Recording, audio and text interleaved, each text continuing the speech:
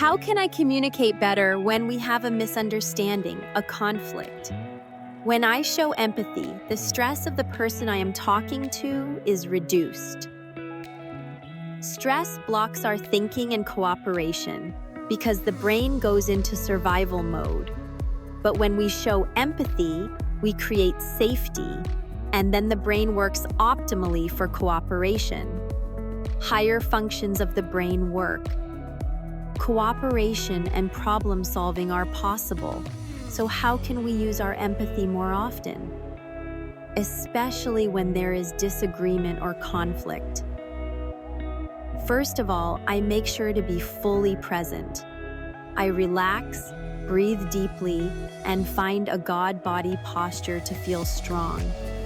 Because empathizing is often about being both powerful and kind. Then I seek contact. A little smile, a soft glance, a friendly voice can do wonders to make the person I'm talking to understand my good intentions. Finally, I invite cooperation by saying, "I'm happy to listen, we'll work this out together." By being empathetic, we can really make a difference in each other's lives.